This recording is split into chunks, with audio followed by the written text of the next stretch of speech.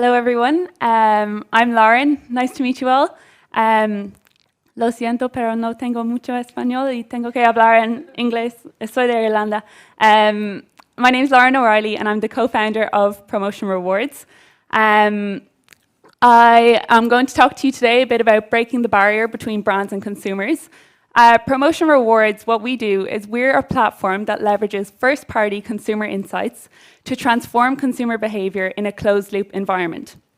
We believe that wherever value is created, value should also be received, which is why we reward consumers for any shopping data that they submit to us, which earns them points, which they can redeem for real-world rewards like gift cards, donations, and all of that kind of good stuff.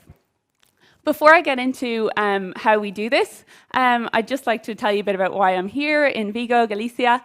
I've been here for the past 3 weeks with a bunch of 11 other women entrepreneurs as part of the Break Fellowship. And since I've been here in Galicia, I noticed a couple of things, a couple of similarities between Irish people and Galician people. Maybe you already know some things already.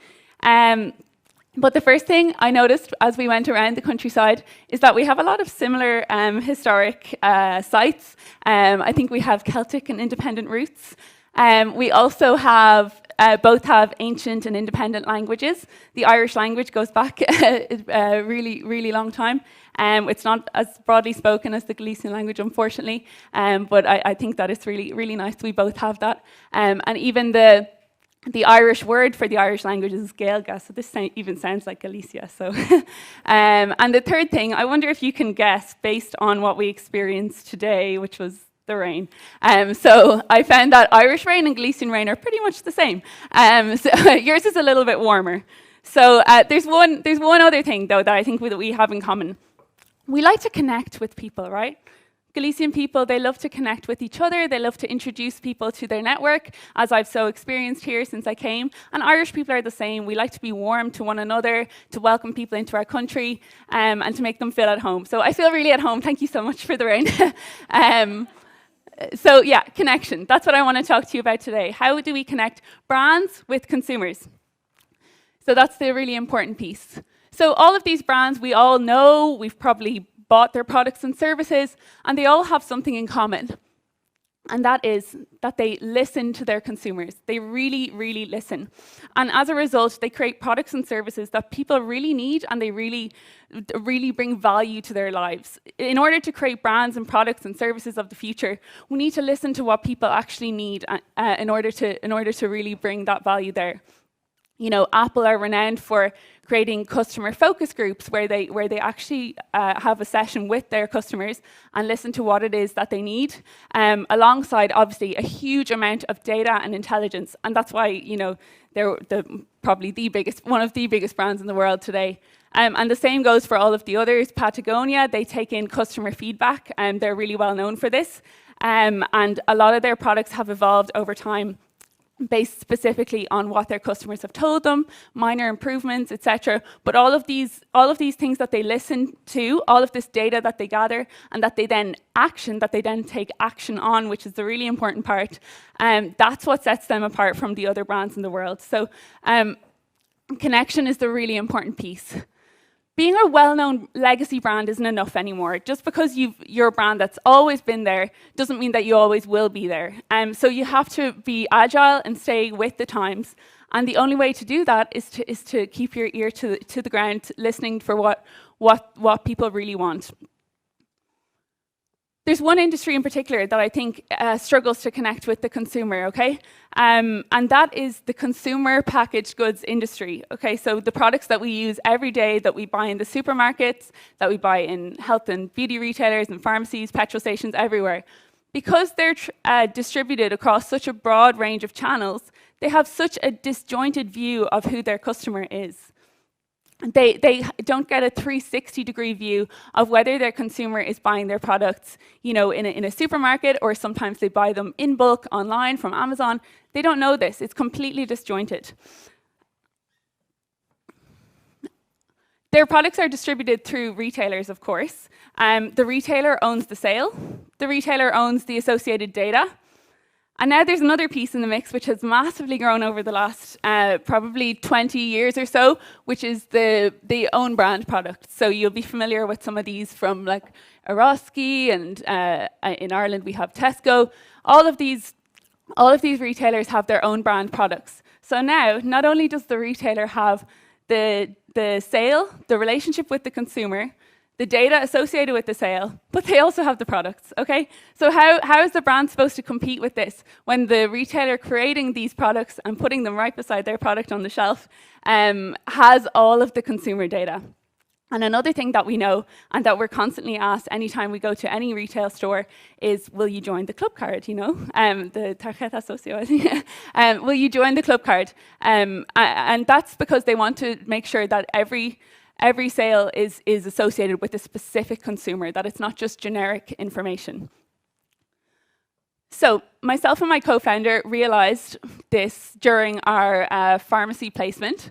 So a random connection, I suppose, but hopefully it'll make sense to you, that we're actually both pharmacists. So we're scientists, and we're completing our pharmacy degree and doing work placement in retail pharmacy. When we realized that there was a huge issue in this industry. We're obviously coming at it from a scientific point of view, obsessed with data. Our standard for data is clinical trials, so it's really, really high.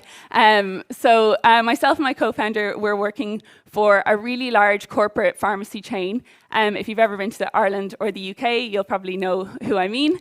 But in our first week of working there was about 3 really important points that they wanted each new staff member to understand.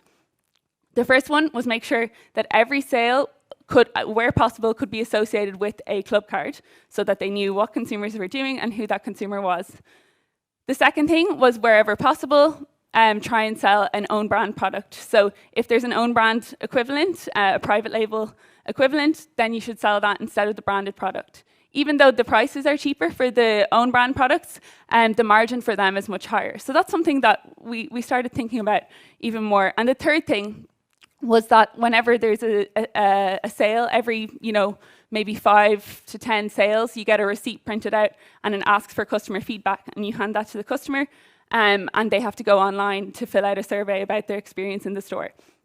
So it became very clear to us that this business, and it's the same across supermarkets, and it's the same across most retail channels now, is that data is just fueling everything. But we started to think about the actual brands on the shelves, the ones that the consumer packaged goods companies, the likes of Procter & Gamble, Unilever, Kimberly-Clark, all of these big consumer packaged goods companies, and how their products are on the shelves, but the retailer really controls the channel, and how their products are so disjointed in terms of how they're distributed.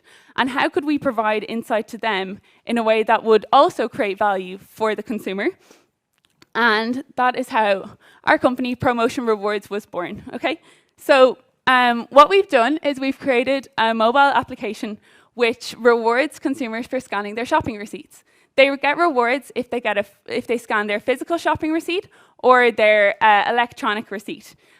So in this way, the power is completely in the hands of the consumer. They choose what they want to upload, and every single thing that they upload, they get a reward for. So it's democratization of that data for the consumer, and also allowing the brands to understand more holistically what the consumer is doing across the market, so that they can then create the brands that consumers need to have. How can they create brands of the future if they don't have the insight to do it?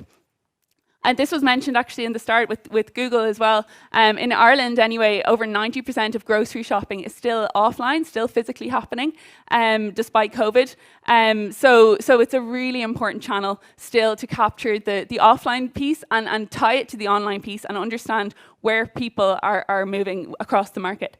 So we work with our brand partners in order to provide extra rewards to consumers. So when a brand partner is featured on a receipt, the consumer gets bonus points, and it allows the brands to create personalized offers for people based on what they buy. So our platform is able to come up with offers that are based on your purchase habits. So if we see that you're buying competitor brand A, we can convert you to competitor brand B with this offer. And this is all automated and uses our intelligence system to bring value to the consumer, to present them with offers that actually appeal to them based on their purchase behaviors, and rather than just a generic, €2 off this product, So it's targeted for the consumer, it's targeted for the brand. It means more efficient spend of their marketing budget, and it just means that brands can also understand what it is that consumers need and where they need them to be in order to serve them better.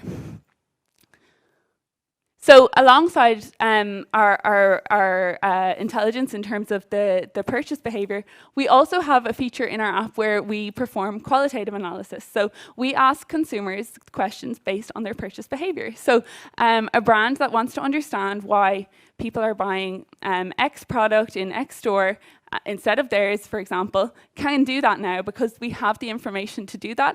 And it removes the need to ask qualifying questions like, did you buy this product? Where did you buy it? When did you buy it? Because we already have that insight. So we can just ask the consumer a couple of questions, ask them, for a net promoter score, ask them for market research, all of these things. And using our intelligence system, it saves the consumer from answering a huge amount of questions, and it gives the brands a really quick, instant feedback loop to understand where their consumers are. So overall, ProMotion Rewards just aims to be a connection between brands and consumers in a world where the retail channels are so disjointed for these brands. We want to connect consumers, we want to democratize data for brands, and we want to make sure that wherever consumer data is being gathered, that consumer sees value for it and they know that it's being gathered. They've made that choice and they see the direct reward. So they gather their points. As I said, they can be used for gift cards, donations. We're working with charity partners so that consumers themselves can use any rewards they get from their activity in the app to donate to charities. And it's just a really really powerful way for us to make sure that that data is democratized, that brands can have efficient marketing spend, and most importantly, that the consumer is in charge of the consumer market as they should be. So I would love if you connect with me online. We have a really exciting announcement coming this weekend, so I'd love if you follow along with us. Thank you very much for listening. I pass over to Ramona.